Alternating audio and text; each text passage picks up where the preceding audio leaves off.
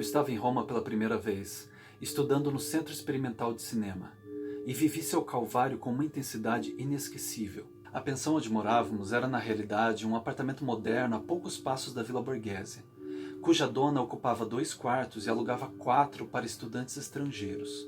Nós a chamávamos de Maria Bela, e era bonita e temperamental na plenitude de seu outono, e sempre fiel à regra de que cada um é rei absoluto dentro de seu quarto.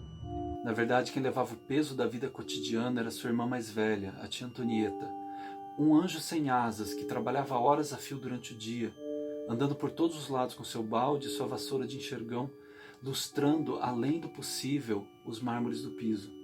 Foi ela quem nos ensinou a comer os passarinhos cantores que Bartolino, seu esposo, caçava por um mau hábito que lhe restou da guerra. E quem terminaria levando Margarita a morar em sua casa quando os recursos não davam mais para os preços de Maria Bela. Nada menos adequado para o modo de ser de Margarito do que aquela casa sem lei. Cada hora nos reservava alguma novidade.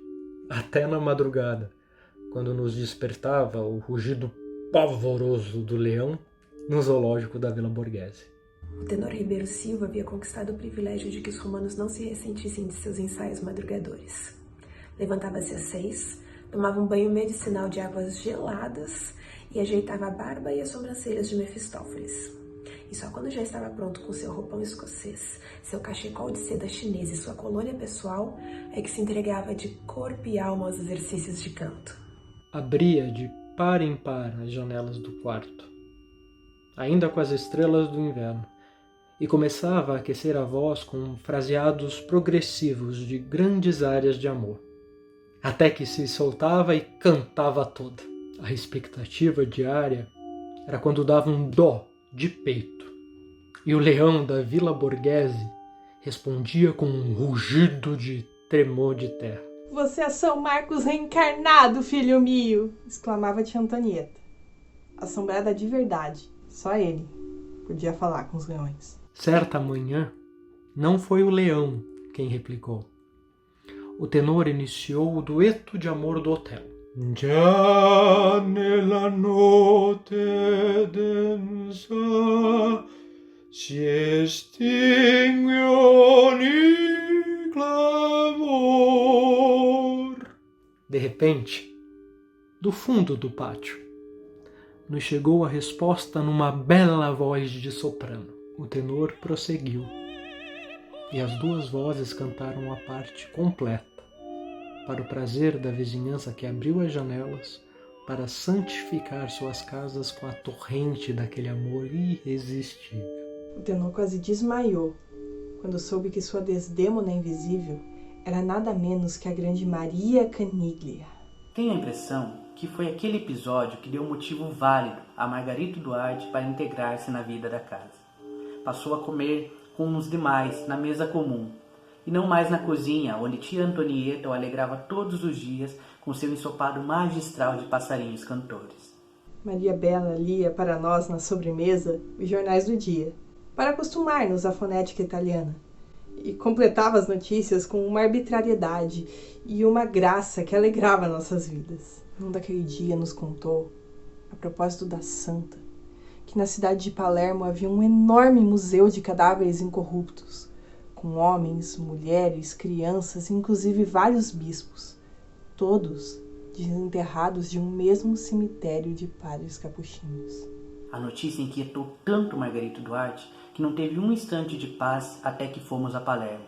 Mas bastou lhe dar uma olhada rápida nas abrumadoras galerias de múmias sem glória para formar um julgamento de consolo. Não são o mesmo caso, disse ele. A gente nota em seguida que estes estão mortos.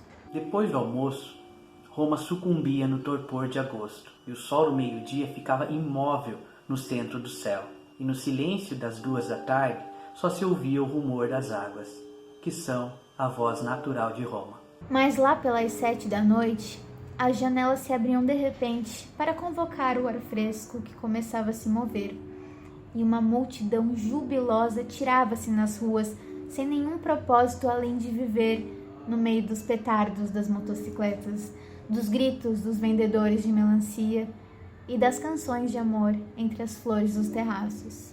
O tenor e eu não fazíamos a cesta. Íamos em sua vespa, ele conduzindo e eu na garupa.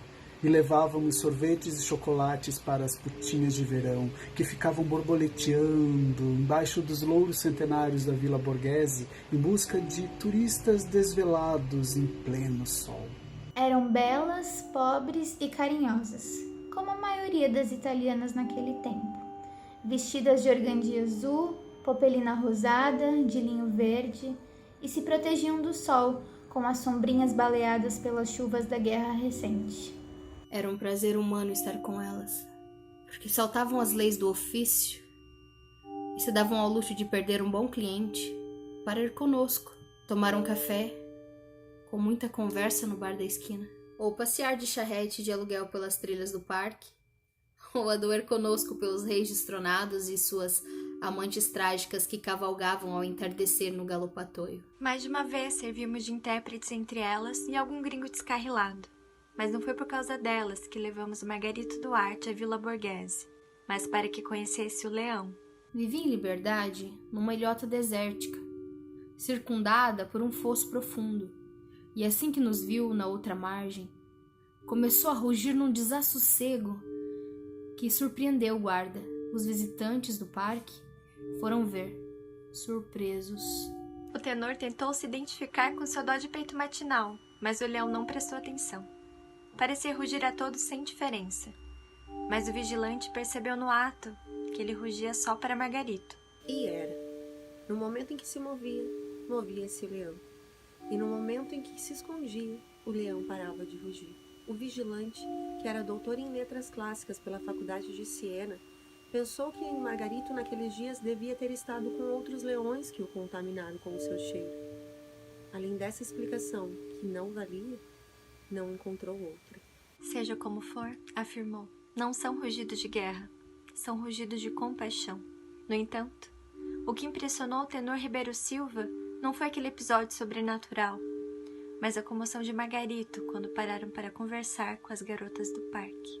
Comentou isso na mesa, e uns por malícia, e outros por compreensão, concordamos que seria uma boa obra ajudar Margarito a resolver a sua solidão. Comovida pela debilidade de nossos corações, Maria Bela apertou a peitaria de mãe bíblica, com suas mãos empedradas de anéis de bijuteria. Eu faria isso por caridade, disse, se não fosse o fato de jamais ter conseguido fazer com homens que usam corante. Assim, o tenor passou pela Vila Borghese às 2h e levou nas ancas de sua vespa a borboletinha que lhe parecia mais propícia para dar 1 hora de boa companhia a Margarito Duarte. Fez com que ela se despisse em seu próprio quarto, banhou-a com sabonete de cheiro, perfumou-a com sua água de colônia pessoal e polvilhou-a de corpo inteiro com seu talco alcanforado de pós-barba. No fim, pagou o tempo que tinha passado e mais 1 hora, e indicou-lhe letra por letra o que deveria fazer. A bela despida atravessou na ponta dos pés a casa em penumbra, como um sonho de sesta. Deu 2 batidinhas ternas na porta do fundo. Margarito, descalço e sem camisa, abriu a porta. Buonasera, giovanato, disse ela com voz de colegial. Me manda il tenore. Margarito assimilou o golpe com grande dignidade. Terminou de abrir a porta para dar passagem e ela estendeu-se na cama enquanto ele vestia, a toda pressa, a camisa e os sapatos, para atendê-la com devido respeito. Depois sentou-se ao seu lado numa cadeira e começou a conversar. Surpresa? A moça disse-lhe que andasse depressa, pois só dispunham de mais 1 hora. Ele fez que não entendeu. A moça disse depois que, de qualquer maneira, teria ficado o tempo que ele quisesse, sem cobrar nem um centavo, pois não podia haver no mundo homem mais bem comportado. Sem saber o que fazer enquanto isso, examinou o quarto com os olhos e descobriu o estojo de madeira junto da lareira. Perguntou se era um saxofone. Margarito não respondeu, apenas levantou, entreabriu as persianas para que entrasse um pouco de luz, levou o estojo até a cama e abriu a tampa. A moça tentou dizer alguma coisa, mas estava com a mandíbula deslocada. Ou, conforme nos disse depois, me incendiando el culo, e escapou apavorada. Mas confundiu-se de direção no corredor e encontrou-se com tia Antonieta, que ia colocar uma lâmpada nova no meu quarto. Foi tamanho o susto das duas que a moça não se atreveu a sair do quarto do tenor até alta noite. Tia Antonieta nunca soube o que aconteceu. Entrou no meu quarto tão assustada que não conseguia enroscar a lâmpada, por causa do tremor nas mãos. Eu perguntei a ela o que aconteceu. É que nessa casa tem assombração, respondeu.